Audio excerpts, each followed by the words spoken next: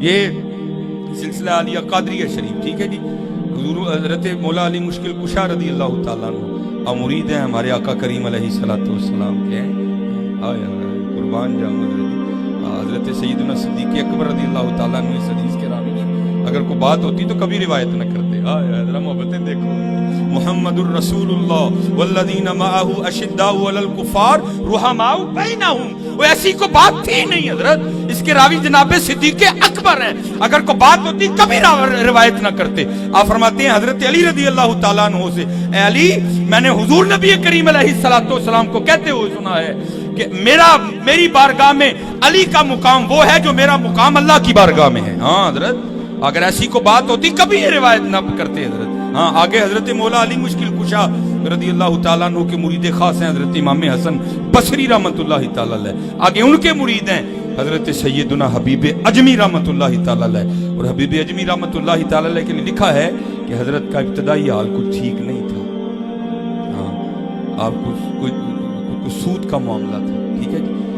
پھر اللہ نے حضرت کو توفیق توبہ دی اور آپ نے امام حسن بصری کے دستے پاک پہ توبہ کی ہے. وہ توبہ بھی میرے یار دی نہیں کی تھی جڑی محفل تو جانے نہیں حضرت. وہ بابا فرید کہتے ہیں نا کیسی توبہ ہو ہے یار، توبہ لٹکے یا تو مشکار توبہ وچ تو عمر وے آئی. توبہ دی تینوں سمجھ نہیں حضرت پکی توبہ تا دم آخر تک اپنی توبہ پر قائم اور دائم رہے.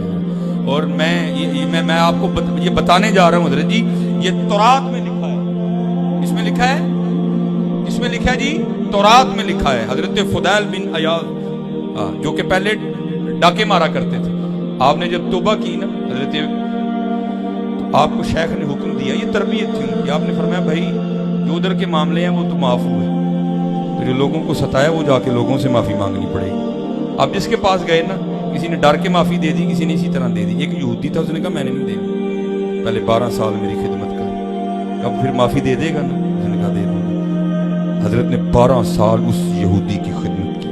جب 12 سال پورے ہو گئے نا تو حضرت نے فرمایا فلاں جگہ پتھروں کا ایک ڈھیر لگا ہے، اٹھاؤ اس میں ایک تھیلی ہے اس میں سونا ہے، جا لے کے آ. حضرت وہاں گئے تو واقعتاً پتھروں کا ڈھیر لگا تھا. حضرت نے وہ پتھر اٹھائے، اندر سے ایک تھیلی نکلی. آپ نے نہیں اس کو کھولا.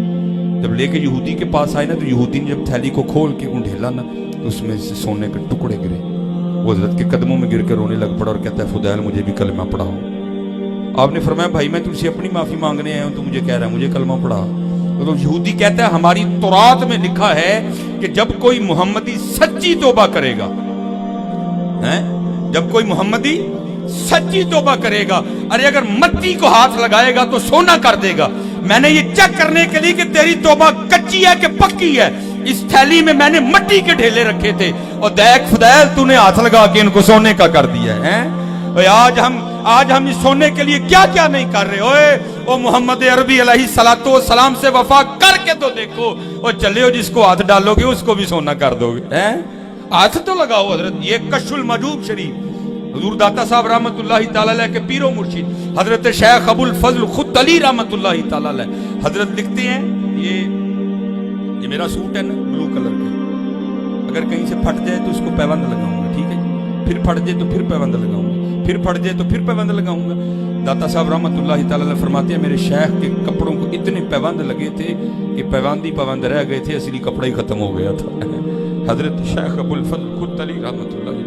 اور آپ داتا صاحب میں لکھتے ہیں اپنے پیر بھائی کے حوالے سے، کہتے ہیں ہوا کیا کہ وہ صبح کے وقت نا نماز فجر کے بعد درخت کے اوپر چڑھ کے پتے توڑ رہے تھے. تو کیا دیکھا کہ ادھر سے حضرت شیخ ابو الفضل خود علی رحمت اللہ تعالی علیہ تشریف لا رہے ہیں. بھیا آپ بھی فجر کے بعد درخت کے اوپر چڑھے ہوں تو پیر صاحب آ جائیں تو آپ بھی خود کو چھپا لیں گے. ہاں جی پیر صاحب نے کہ کہنا بھائی دوسرے سرے درخت چڑھ کے کی کرنے.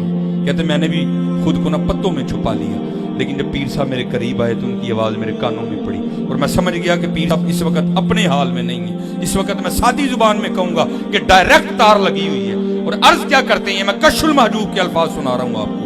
عرض کیا کرتے ہیں، اس درخت کے نیچے آ کے جس کے اوپر داتا حضور کے پیر بھائی چڑھے ہوئے تھے، وہ کہتے ہیں کہ جب حضرت درخت کے نیچے آئے نا تو حضرت کی آواز میرے کانوں میں آئی. کیا کہتے ہیں اللہ کی بارگاہ میں، یا اللہ پورا سال لنگ گیا تو انہوں 1 روپیہ بھی نہیں دیتا. بابا جی یاریوں کو سوکھی ہیں دلیل، یاریوں کو سوکھی ہیں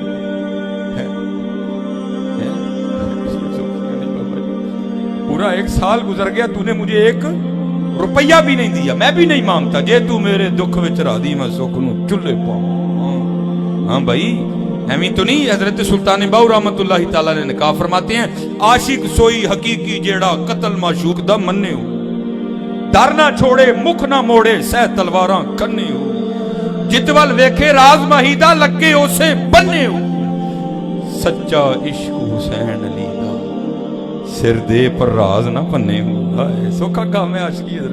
इत्थे ते जिन्नू छेड़ो कहंदा मैं ही आशिक है, इत्थे ते जिन्नू छेड़ो कहंदा मैं ही आशिक। हाय हाय हाय। वो आप फरमाते हैं कि दरख्त के नीचे आके ना ये फिक्र अदा हो जुबान से, या अल्लाह पूरा 1 साल गुजर गया, तूने 1 रुपया भी नहीं दिया, मैं भी नहीं मांगता, लेकिन या अल्लाह मेरे बाल इतने बढ़ गए हैं कि अगर नहीं कटवाऊंगा तो तेरे यार की शरह टूट जाएगी। अबुल फजल खुदली अपने लिए तुझसे रुपया नहीं मांगता, इसलिए दे दे ताकि मैं बाल कटवाऊं, तेरे यार की शरह, तेरे महबूब की शरह ना टूटे। दाता हुजूर कश्फुल महजूब में लिखते हैं, ये फिक्रे उनकी जुबान से तब अदा हुए जब उस दरख्त के नीचे थे जिसके ऊपर मैं चढ़ा हुआ था। आप फरमाते खुदा की इज्जत और अजमत की कसम, पूरा दरख्त, उसकी टहनियां, उसका तना, उसकी जड़ें भी सोने की हो गई, सारा, हाँ सारा ही सोने का हो गया। और वो मलंग जो अल्लाह से रुपया मांग रहा था, या अल्लाह बाल कटाने ने रुपये दे दे, कहते एक पत्ता उठा के ना दरख्त का आसमान की तरफ मुंह करके कहते हैं, या अल्लाह सी हुण मुंह जो गल भी नहीं कर सकते है, असी मुंह जो गल भी नहीं कर सकते है, और पत्ता वांग फेंक के वहीं चले गए।